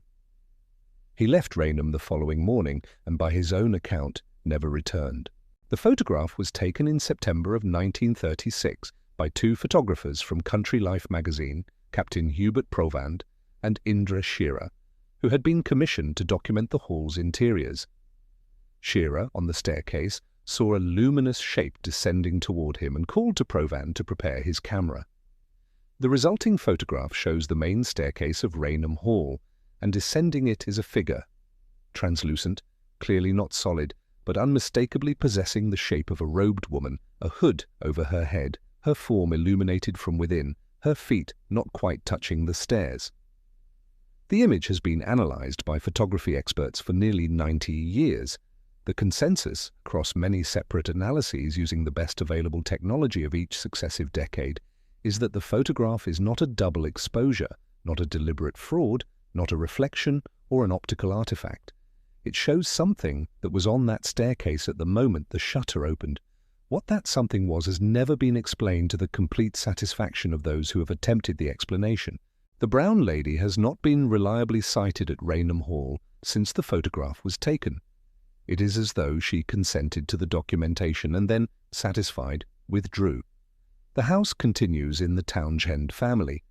Dorothy Walpole's portrait remains on the wall. The staircase in the photograph is exactly as it was, the same light falling on it at the same hour of the afternoon when the weather cooperates, the same proportions and the same silence of a Norfolk country house in which an old story has become simply part of the architecture.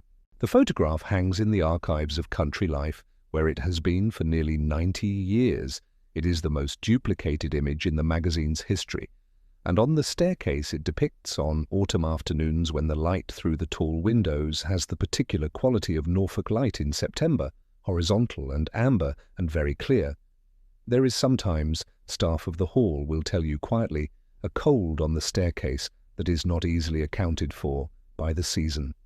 The ancient Ram Inn. If Rainham Hall represents the haunted place as elegant and melancholy, the ancient Ram Inn in the small Cotswold town of Watton-under-Edge represents something considerably more primordial, a building whose history reaches back so far and whose accumulated layers of human occupation are so deep that visitors and researchers have struggled to know where to begin in cataloguing what the place holds. The Ram Inn was built in 1145. That date is not a misprint. The building that stands today, leaning at angles that should not be structurally sustainable, its ancient timbers dark with age, its walls built of the honey-coloured Cotswold stone that was already old when the Norman workmen quarried it, what was constructed 880 years ago. It has been in continuous use for the entirety of that time, first as accommodation for the masons and workers building the nearby St. Mary the Virgin Church, then as an inn, then as various other things as the centuries required, and finally as the private home of a man named John Humphreys, who purchased it in 1968 and devoted the rest of his life to preserving it, and, with considerably less deliberate intent, to documenting the remarkable nature of what he had bought. John Humphreys moved into the Ram Inn in 1968 and reported, on his very first night in the building, being dragged from his bed by something that gripped his arm with physical force and pulled him toward the corner of the room. He spent the rest of that night huddled in the corner to which he had been dragged, too unsettled to move. In the morning, he could not explain what had happened. He chose not to leave. He stayed in the Ram Inn for the remainder of his long life, welcoming investigators and curious visitors, and eventually becoming something of an authority on the building's many reported phenomena, though he remained throughout somewhat reluctant to theorize about what was producing them, preferring simply to record what happened. The building sits on land that was a pagan burial site before the Norman conquest, before Christianity had fully established its infrastructure in this corner of England. Archaeological work has found human remains beneath the floor, positioned in ways consistent with pre-Christian burial practice. The convergence of ley lines, the hypothetical alignments of ancient sites proposed by Alfred Watkins in the 1920s, has been claimed for the Ram Inn's location, though ley line theory is not accepted by mainstream archaeology. What is less contested is that the building occupies ground that has been considered significant by the communities that lived on it for considerably longer than the 880 years of the building itself. The room known as the Bishop's Room is the most consistently reported focal point of experience in the Ram Inn. It is a low-ceilinged chamber on the upper floor, furnished with antique pieces that Humphreys accumulated over decades. Its walls and floor and ceiling all of the ancient dark timber that characterizes the building. Visitors who have spent nights in the Bishop's Room have reported experiences ranging from the relatively mild, cold presences, sounds from empty corners, the sensation of being closely watched, to the considerably more dramatic. Several investigators have been physically pushed or held in the Bishop's Room. One researcher reported being pinned to the floor for several minutes in the early hours of the morning before whatever was pinning her released its hold, and the room returned to its ordinary self, cold and dim and quiet. She did not leave. She finished her investigation. The Witch's Room on the ground floor has a different quality, less aggressive, more patient.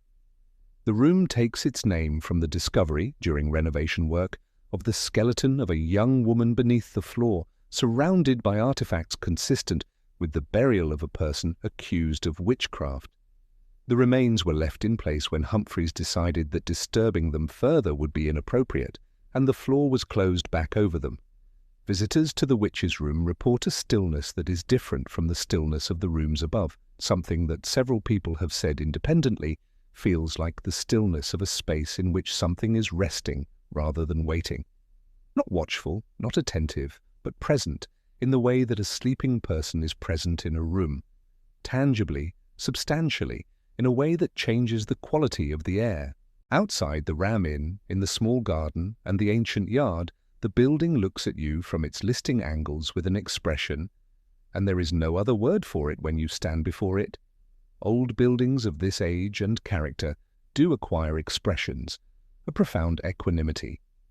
It has seen a great deal, it will see more. Whatever it holds lightly, in the way that things held for 800 years eventually come to be held. Not as burdens, but simply as contents, the accumulated record of everything that a building can absorb when the building has been standing long enough to absorb it all. The Château de Brissac. France has its share of haunted chateaux, and the Loire Valley, where the great river runs wide and slow through a landscape of vineyards and pale stone, and the vast sky of the French interior, has more than its share of haunted chateaux among its extraordinary collection of Renaissance and medieval fortresses. But none of them has quite the particular quality of Brissac, which stands in the village of Brissac-Quincey, and which has been the home of the Dukes of Brissac for 5 centuries, the tallest chateau in France, 7 stories of pale stone rising above the surrounding parkland, its towers and dormers and chimneys assembling themselves into a skyline that is simultaneously grand and somehow intimate, the scale of a fairy tale rather than a fortress. The ghost of Brissac is called La Dame Verte, the Green Lady, and she is, by the account of those who have seen her, not frightening in any conventional sense. She is sad. She is profoundly, specifically, historically sad, with a sadness that has a name and a story and a date of origin that can be located in the chronicles of French aristocratic history with some precision. The Green Lady is believed to be Charlotte de Brézé, the illegitimate daughter of King Charles VII of France, and his renowned mistress Agnès Sorel, who married into the Brissac family in the 15th century. Her husband, Jacques de Brézé, discovered Charlotte in circumstances he interpreted as evidence of infidelity and killed her in the chateau. Killed her and her companion together in the rage of a man of the period for whom the perceived dishonour of his wife was a matter of sufficient gravity to be addressed with immediate and final violence. He was tried for the murders, convicted, and fined. Charlotte and her companion were buried without ceremony, and at some point in the centuries that followed, the Green Lady began to be seen in the tower room where she is believed to have died. The current Duke of Brissac and his family live in the chateau. It is a private residence that opens its lower floors and grounds to visitors during certain periods of the year, and they have, with the pragmatic grace of a French aristocratic family that has been managing a complicated property for 500 years, integrated the Green Lady into the household in the way that the Townshend family integrated the Brown Lady of Raynham, as a fact of the place, neither emphasized nor denied, simply acknowledged as part of what Brissac is. Visitors who have encountered her describe her consistently, a tall woman in a green dress or green robe, her face partially obscured, but her expression unmistakably one of grief, moving through the upper floors of the chateau with a slowness that suggests she is not going anywhere in particular, but simply present, simply there, simply continuing to occupy a building that she occupied in life. She has been seen most often at dawn in the quality of light that the Loire Valley produces at that hour, pale and diffused and coming from no particular direction, the sky before it fully commits to the day. The tower room itself, which guests who stay in the chateau as part of its occasional rental program may request to sleep in, has the atmosphere of a room that has been a room of consequence. Its proportions are fine. Its windows look out over the parkland with the commanding ease of a 15th century room that was designed to communicate its inhabitants' importance. And it has, in the small hours of the night when the chateau is entirely quiet and the Loire countryside outside the windows is black under the stars, a quality of fullness, of a room that is not empty even when there is no one visible in it, that holds something in its walls and its air that the daylight hours and the presence of ordinary living people tend to dilute, but that the dark, uninterrupted, restores. The Green Lady has never been reported as threatening. She has never been reported as communicating. She is simply there, and then she is not there, and the room is the same room either way, handsome and old and full of 5 centuries of the Brissac family's life, which includes her life, which includes her death, which the chateau has chosen to remember in the only way that a building can remember, by keeping her in it, by making space for her in its tall stone rooms, by letting the Green Lady walk its corridors in the early hours of the morning, when the rest of the world is asleep, and the chateau belongs, as it perhaps truly belongs, to those who never left it. There is something profound in the act of lying still in the dark and letting old stories come to you. We are a species that has always told stories in the dark, before electricity, before gas lamps, before the tallow candles, that were themselves a luxury, human beings gathered in whatever shelter they had when the sun went down and spoke to each other about the things that could not be seen but could be felt, the presences in the wood and the water and the high places, the dead who were not quite gone, the extraordinary strangeness of existing in a world that was vastly older and more complex than any single life could ever fully comprehend. The places we have visited tonight are not simply locations on a map, they are records. Every room Sarah Winchester built is a record of grief and determination, and the extraordinary lengths a human being will go to when the darkness feels too close. Every stone of the Tower of London is a record of 950 years of power, and what power does to the people who move through it, the powerful and the powerless alike, all of them leaving something in the walls. The Edinburgh vaults are a record of what cities conceal when they are too busy growing to attend to who is growing beside them in the shadow. The Paris catacombs are a record of how many people it takes to build a civilization, and of the democracy of death, which comes eventually for everyone. The baker and the cardinal and the queen, all equally arranged in the limestone dark. Alcatraz is a record of punishment and the particular cruelty of hope denied. The Stanley is a record of a man who refused to die when he was supposed to and spent 40 extra years loving the world in return. Mesa Verde is a record of a people's understanding that sometimes the most important thing a community can do is choose movement over stagnation, is recognize that the relationship with a place has given what it can give, and that continuing would be a refusal to listen. Aokigahara is a record written not in stone or wood, but in the quality of air and light, in the ancient trees that have grown, in the shapes the volcano gave them, in the weight that the landscape carries without drama and without apology. The word haunted comes from the same root as the word home.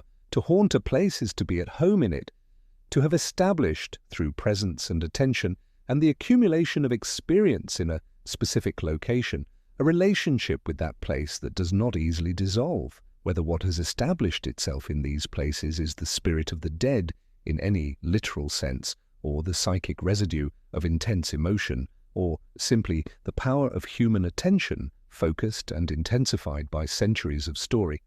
And these explanations are less different from each other than they first appear. They are all ways of saying the same thing, that some places carry more than their physical dimensions, that some walls hold more than their material, that some silences are fuller than they should be. You don't need to believe in ghosts to feel it. You only need to be willing to slow down, to walk quietly through a space that has been through a great deal, to stop sometimes in the middle of a room and listen with something more than your ears, and let the place be what it is rather than what you expected it to be when you walked in. The Winchester Mystery House is still there, its stairs leading to their ceilings, its doors opening onto air, its stained glass window glowing in its north-facing room with light that has no business being there, the Shakespearean invitation etched into the glass. Wide unclasped the tables of their thoughts, still patient, still waiting for whoever is willing to open. The Tower of London still closes each night with the ceremony of the keys, the gates locked, 950 years of history settling into the dark. The Edinburgh vaults are still underground, still cold, still quiet, the sleeping vault still attracting the reports of those who encounter in it something they cannot name but cannot entirely dismiss. The Paris catacombs still hold their 6 million in their careful arrangements of bone, the skulls still looking out at the living who pass between them with the patience of those who have all the time that remains in the world. Alcatraz still sits in its cold bay, still visible at night from the city whose lights once tormented the men in the cells, its pale walls pale now against the dark water. The Stanley still has its locked piano and its fourth floor, and its cream-coloured walls holding the memory of F.O. Stanley's long gratitude for the life the mountains gave him. Aokigahara still spreads its ancient green canopy, still heavy, still beautiful, still requiring the particular quality of attention that it has always required from those who enter it with respect. Mesa Verde still holds its cliff cities high in the sandstone alcoves, still warm sometimes when the physics say it should not be. All of them are there. All of them are waiting. And you are here, wherever here is tonight. In bed, perhaps, with the voice of this story settling into the darkness of your room like the last light of a day that has been full of things. You are warm, and you are safe. And the old places we have visited are very far away now, separated from you by distance and time and the particular mercy of sleep, which comes for all of us eventually and carries us somewhere that no story can follow. Let the old stories settle into the air around you. Let the tower's gates be locked, the vaults sealed, the piano fall silent, the forest rest in its deep green dark. Let the cliff cities hold their warmth in their 700-year-old walls, and let the corridors of the island prison empty out into the night, and let the eccentric ghost machine of Sarah Winchester's great strange house settle into the California evening without its hammers, without its saws, without the constant sound of construction that was its heartbeat for 38 years. Finally quiet, finally still. The world is older and stranger and more layered than a single life can account for. That is not a frightening thing. It is simply the shape of the world. You can rest in it completely, the way you rest in any large and generous space, with a sense of room to breathe, room to dream, room to be small and temporary, and at peace with both. Sleep well. The old places will keep their secrets until morning.